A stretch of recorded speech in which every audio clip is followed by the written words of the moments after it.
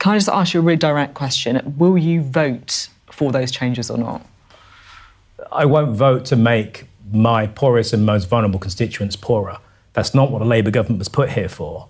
There are alternatives. You know, socialism is a language of priorities. I think they are my priority. You know, look, I understand there are people not just people who have disabilities who are going to be impacted by this. This is £5 billion that's being taken out of the national local economy. You know, those people on those benefits aren't spending that in Monaco.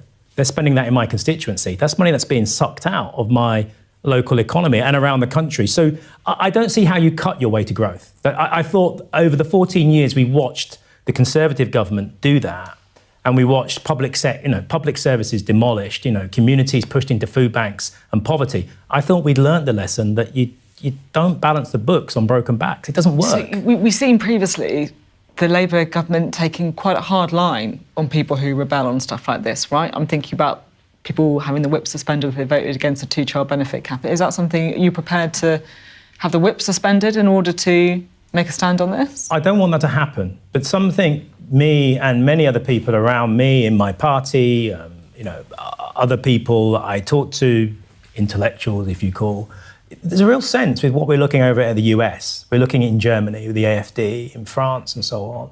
There's a real sense that we're heading towards a very dark authoritarian future. We've got a climate crisis ahead of us. And so politics it's not a game. It's never been a game, but it feels that the stakes are really high. And I do not see how we are not paving ourselves a road to some kind of proto-authoritarian nastiness if we carry on making decisions like this. We have